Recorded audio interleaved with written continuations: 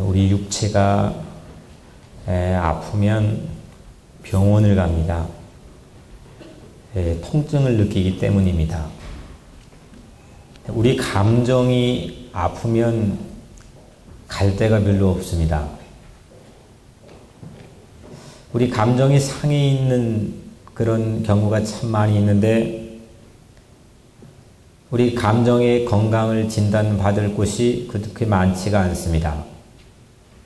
그래서 일평생을 살면서도 여전히 병들고 상한 감정을 가지고 그걸 끼리고 살아가는 경우들도 적지 않습니다. 여러분들 희노애락의 감정이 여러분들은 어떠십니까? 건강한지 아니면 상해 있는지요? 우리는 상한 감정을 치유받는 몇 주간을 보내려고 합니다. 지난 주일은 놀라움에 대한 감정이었습니다. Amazing. 하나님께서 사용하시는 최고의 설교가 이 천지 만물의 자연입니다. 이 자연이 뿜어내는 이 메시지를 듣고 우리는 Amazing 해야 됩니다. 그리고 또한 그 가운데 이 천지 만물의 주인공으로 만들어주신 여러분들, 우리 인간들, 이 인간들이 변화되고 거듭난 이 광경을 보고 우리는 최고의 어메이징을 해야 됩니다. 이런 감격과 놀라움이 상실되면 세상은 죽어갑니다. 그 인생은 죽어있는 겁니다. 우리 마음에 놀라움이 있어야 하나님을 예배하는 삶이 됩니다. 하나님의 경외와 영광을 보게 됩니다. 하나님이여, 나의 상한 감정을 만져주시고 나의 상한 감정을 치유하여 주옵소서. 이런 기도가 여러분들의 기도가 되기를 주의 이름으로 간절히 축복합니다. 얼마 전에 뉴욕의 한 교회에서 사모님이 하나님의 부름을 받고 소천했다는 뉴스가 전해졌습니다. 참 가슴이 아픈 소식이었습니다. 그 사모님이 투병할 때 목사님께서 칼럼으로 기고한 글을 읽은 적이 있습니다. 제목이 통증입니다. 그 칼럼이 제게 깊은 인상과 감동을 주었습니다.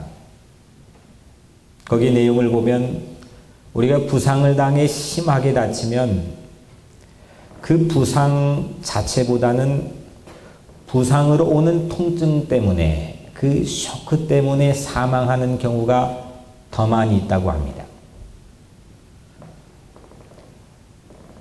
통증은 우리 몸의 각 부위의 모든 곳에 통점이 있습니다. 이 통증을 느끼게 되면 통각신경을 통해서 뇌에 전달합니다. 그래서 아프다는 감정이 있게 됩니다. 이 통증을 완화시키려고 우리 여성들이 가장 통증을 느끼는 상고의 아픔을 경험하는 출산 때에 요즘엔 무통주사를 놓기도 합니다. 그리고 저도 우리 이중표 목사님 마지막 이 암 환자가 갖는 고통을 옆에 2개월 동안 지켜봤는데 갈수록 몰핀의 양을 극대화시켜가지고 주사를 놓습니다. 그리고 우리는 가깝게는 진통제라고 하는 친숙한 이 진통을 완화시키는 약들을 통해서 우리 삶에 다가오는 고통들을 우리가 이겨내기 위해서 노력합니다. 온 몸으로 세상의 고통을 아무렇지도 않는 것처럼 받을 수 있는 사람은 세상에 아무도 없습니다. 고통을 완화시켜주고 진정시켜주는 이 모든 문명의 혜택은 매우 소중한 겁니다. 그런데 얼마 전 뉴욕시장 이 블룸버그가 아주 중요한 성명서를 발표했습니다. 이 진통제의 오용과 남용과 과용을 막기 위해서 아주 엄격한 발표를 했습니다. 그리고 실제적으로 한인 어떤 이 비즈니스를 하시는 분은 그거에 걸려가지고 아주 어려움을 당하기도 했어요. 통증을 완화시키는 건 우리 삶에서 매우 중요한 일이지만 이 진통제의 오용과 남용과 과용 때문에 훨씬 더 많이 우리 건강이 위협당하고 있다는 과학적인 통계 자료 때문입니다. 특별히 신체의 간은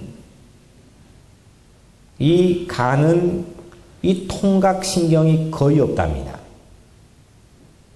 그 간이 문드러지는지 어떤지 우리는 이걸 알 방법이 없습니다. 심각한 병에 걸려 통증을 느끼지 못하기 때문에 그래서 늦게 발견되는 경우가 많다고 합니다. 위는 아프면은 아파옵니다. 하지만 통각신경이 없어버리면 이게 아픈지 뭔지를 알지를 못합니다. 일단 통증을 느낄 수 있다고 하는 건 그 존재가 살아있다는 증거 아니겠습니까? 그 목사님이 칼럼에서 이런 문장이 있었습니다. 통증 감각은 하나님께서 우리 안에 넣어주신 매우 소중한 신호 체계입니다. 아주 중요한 말입니다. 아플 때 아파할 수 있다고 하는 것은 건강할 수 있다는 증거이기 때문입니다. 본문은 오늘 우리가 읽은 호세아 11장은 이 통각신경이 모두 마비되어 버려서 아파도 아파하지 않는 그런 한 국민을 소개합니다. 북이스라엘 국민입니다. 이스라엘이 어렸을 때 내가 사랑하여 내 아들을 애굽에서 불러내었거늘 오늘 1절입니다. 하나님께서 이스라엘을 아들이라고 불러줬습니다. 태어날 때부터 이 사람들은 노예로 태어났습니다. 자라면서 모든 삶의 순간이 노예입니다. 그리고 노예로 죽었습니다.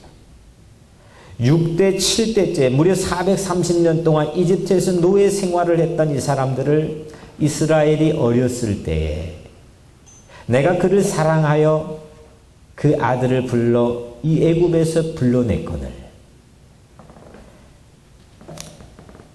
하나님께서 출애굽하게 한 놀라운 사랑의 순간에 그를 아들이라 불러줬습니다. 그때부터 이 민족은 하나님의 아들이 되었습니다. 그의 출애굽기 4장에 이 아들이라 불러준 사건과 이 호세아 11장에 나오는 이 아들이라 불러준 사건 출애굽을 말하는 것인데 구약과 신약을 통틀어서 가장 유명한 아버지와 아들의 은유입니다. 우리가 하나님의 자녀라고 부르는데 이 장에서 모두 다 파생된 말들입니다. 그때부터 그들은 하나님의 아들이 되었고 하나님은 그들의 부모가 된 겁니다. 그런데 세월이 흘렀습니다. 세월이 흘러서 점점점 그들은 그 놀라운 출애굽의 하나님의 아버지 은혜를 잊어버리기 시작합니다.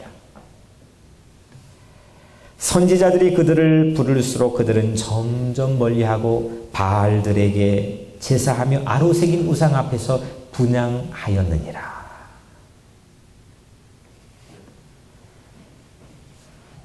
하나님께서 예언자들을 수도 없이 보내서 이 아들을 콜하고 부르고 또 불렀는데 그때마다 이 아들은 바알이면 지금으로 말하면 돈입니다. 물질입니다. 쾌락입니다. 풍요를 약속해주는 아주 남성의 듬직한 신입니다. 모두 다 거기를 마음을 빼앗겨서 점점 그 출애굽을 하게 하신 하나님으로부터 멀어집니다. 그리고 그 다른 신을 사랑하게 됩니다. 아버지가 광야에서 3절 4절을 보면은 광야에서 걸음마를 가르쳤습니다. 팔로 안아가지고 이유식을 먹여줬습니다. 이렇게 사랑해주고 인도해줬는데 이 아들이 그걸 다 잊어버렸습니다.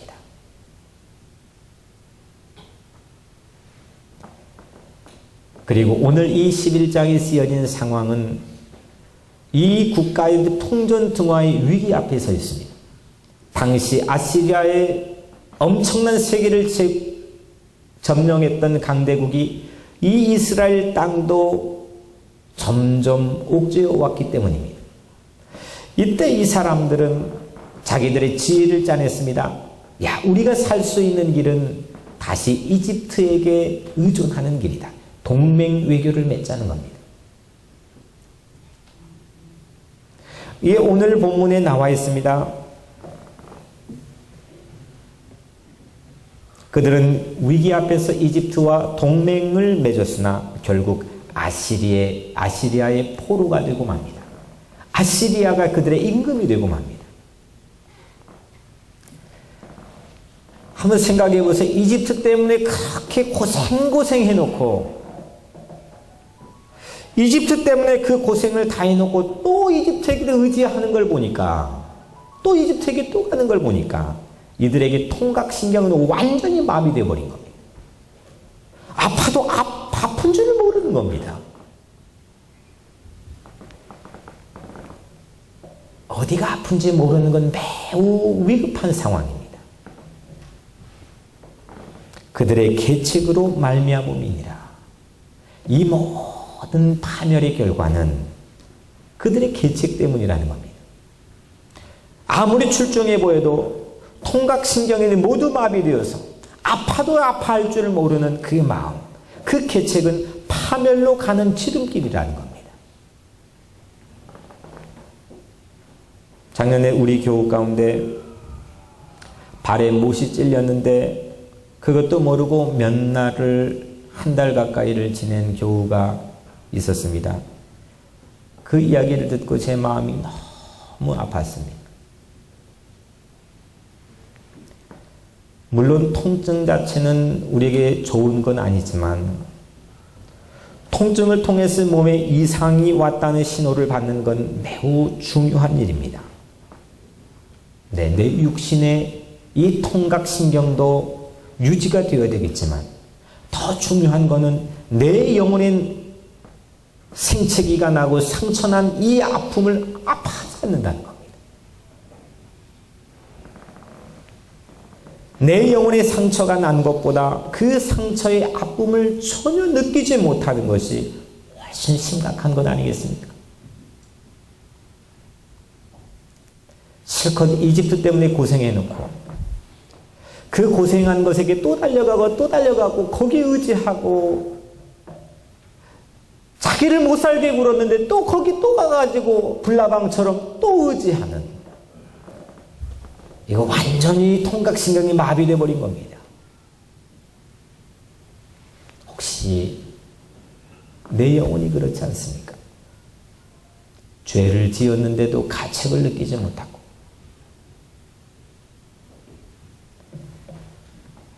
영혼의 통각신경이 고장난 채로 우리 인생이 지나가고 있지는 않습니까?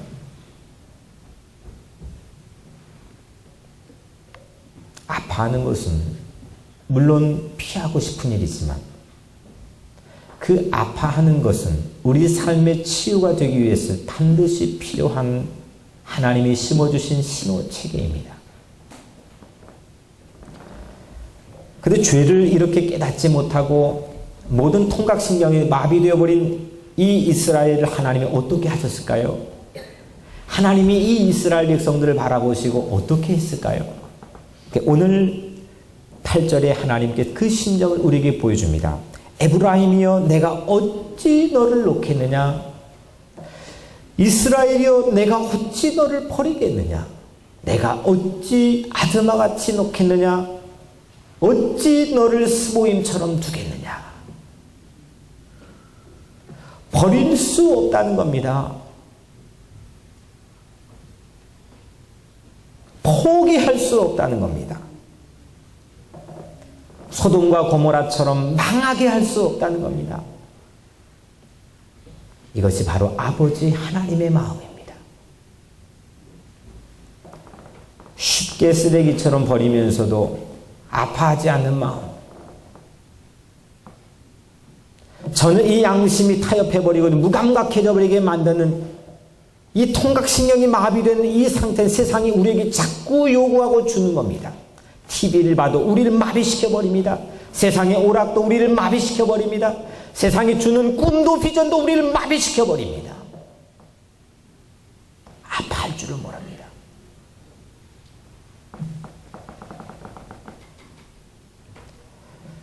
저는 이 마음을 어머니에게서 배웠습니다. 존경하는 어머니에게서 배웠는데, 어린 시절 제가 한번 말씀드렸지만 추운 겨울에 고아원에 들어가던 그날이었습니다.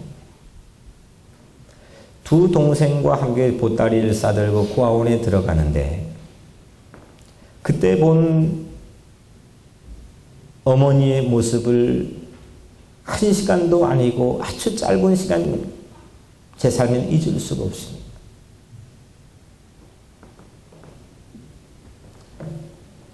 사정을 모르는 분은 어떻게 자식을 고아원에 무슨 배짱과 마음으로 맡길 수 있겠나 생각하고 궁금해하는 분도 있겠지만,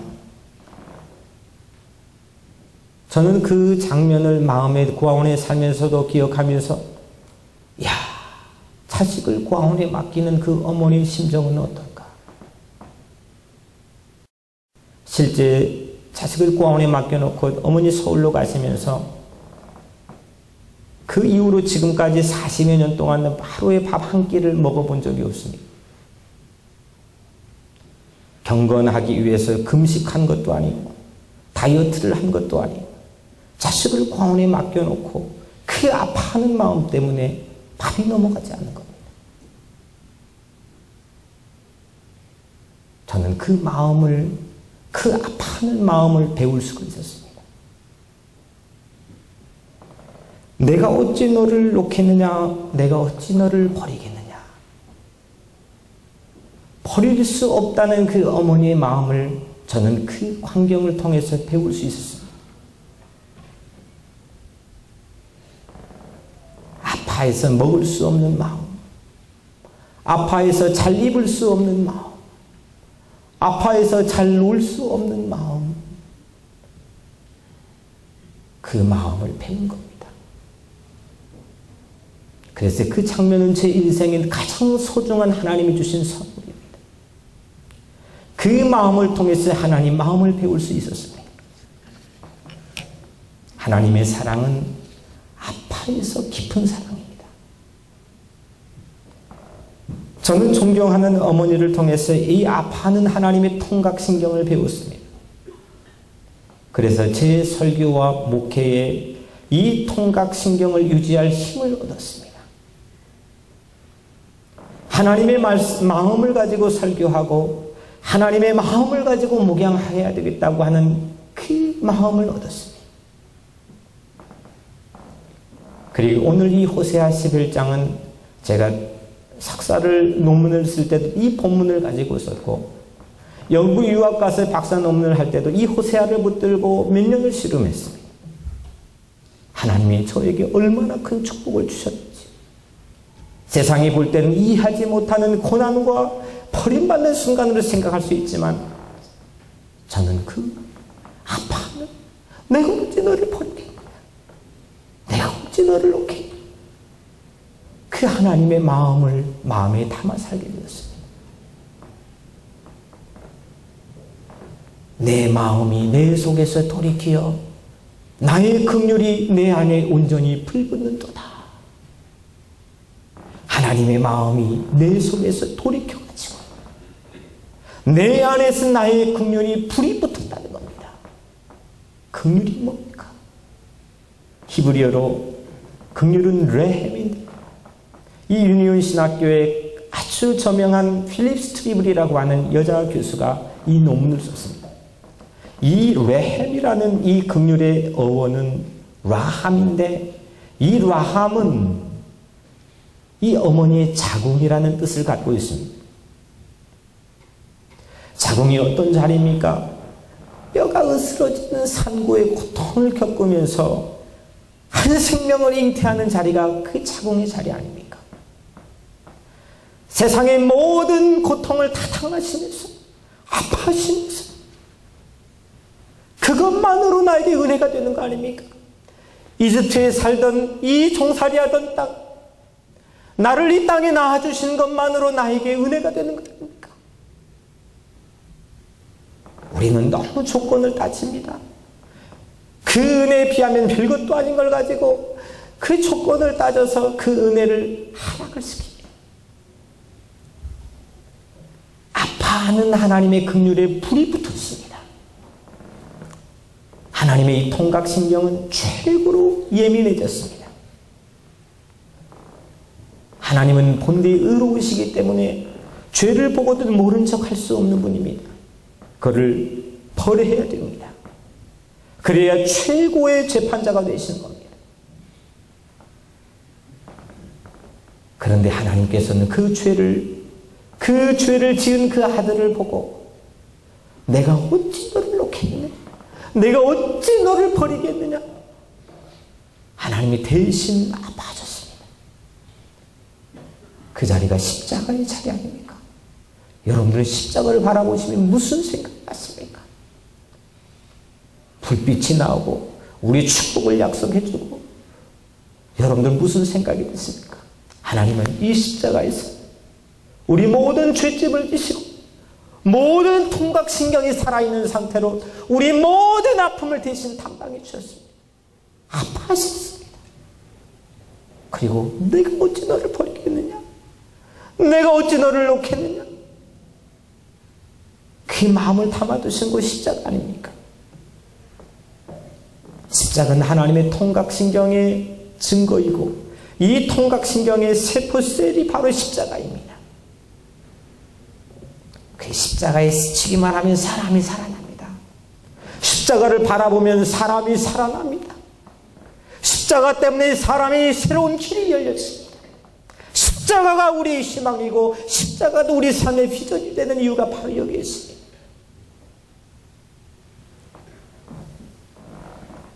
저는 고아원에 맡겨두고 떠난 그 어머니가 제 삶의 가장 큰 힘이었고 비전이었습니다.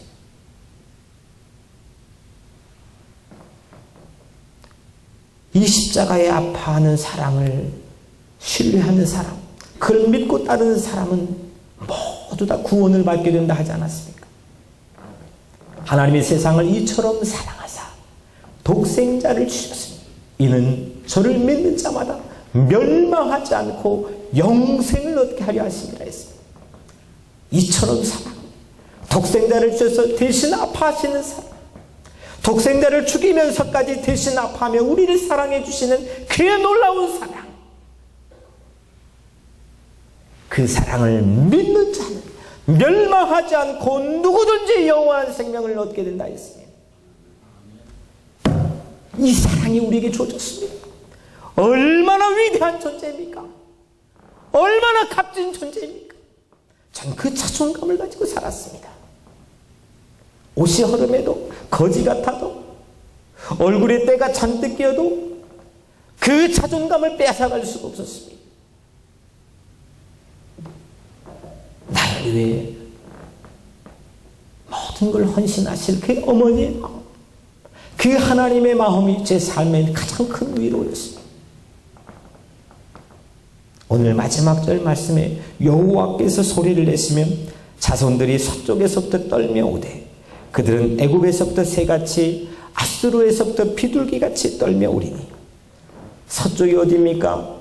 지금 이집트 또 의지하러 걸로 통각신경 다 마비돼갖고 갔던 그 이집트에서 이제는 그 하나님의 아파하시는 놀라운 사랑 때문에 그들이 떨며 오는 겁니다. 동쪽은 어디입니까? 그들이 포로로 끌려갔던 아시리아 땅에서 그들이 비둘기처럼 하나님의 놀라운 그 아파하신 사랑이 떨며 오는 겁니다. 이게 바로 구원 아닙니까? 이게 바로 영원한 생명의 삶을 사는 거 아닙니까? 여러분들 집 있는 고마움을 아십니까? 집이 있다는 거예요. 학교 끝날 때 갈 데가 없는 거예요. 집이 없으면 고아입니다. 근데 오늘 이 마지막 말씀에 내가 그들의 집에 머물게 하리라. 동쪽이건 서쪽이건 남쪽이건 북쪽이건 어떤 곳으로 방황하며 방탕하게 갔을지라도 하나님의 놀라운 그 사랑을 신뢰하고 그 사랑을 믿고 따르고 하나님을 쫓아오는 자는 모두 다 그 집에 머물게 하리라. 아멘. 여러분들의 삶이 그 축복을 받게 되기를 주 이름으로 간절히 축원합니다. 이 사랑 앞에 여러분들 어떻게 하십니까? 이 사랑이 오늘 우리 앞에 있는데, 이 사랑이 오늘 우리 눈앞에 있는데 어떻게 하십니까?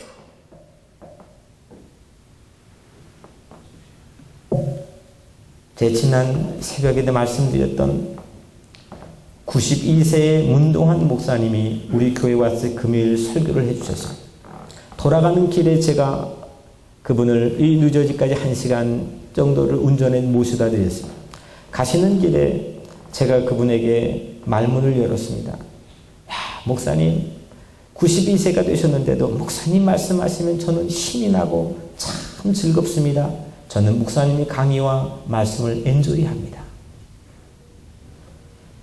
그랬더니 잠시 침묵이 흐르고 목사님이 아주 자상한 미소로 하지만 아주 진지하게 조 목사는 즐겁나? 나는 아프다네. 저는 그 92세의 고령의 할아버지 목사님을 보면서 하나님 마음을 가지고 아파하는 설교자를 보았습니다. 세상이 악에 시달려갔는데도 아파하지 않는, 하나님을 지금 눈물을 흘리고 계시는데도 아파하지 않는 이 교회. 근데 그 92세에도 여전히 영적인 통각신경이 살아있었습니다. 조 목사, 자네는 즐거운가? 나는 아프다네. 저는 그 말을 잊지 않으려고 수도 없이 생각하고 또 생각했습니다. 하나님의 마음을 가지고 사는 것, 하나님의 아파하시는 사랑을 가지고 사는 것, 그것이 행복한 길 아니겠습니까?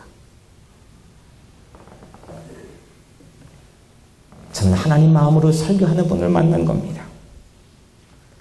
강도 만나 죽어가는 이웃이 옆에 있는데 그거 보고도 사람이 죽어가는데, 피를 철철 흘려 죽어가는데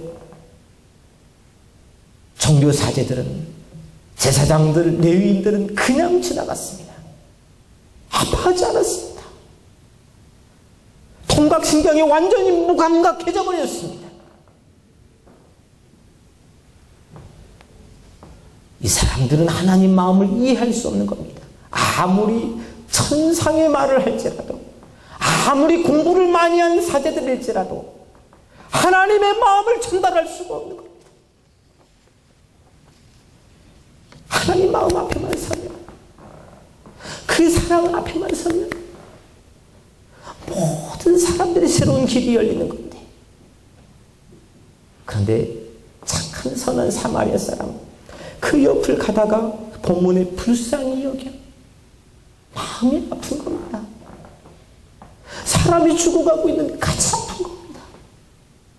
지나칠 수가 없는 겁니다.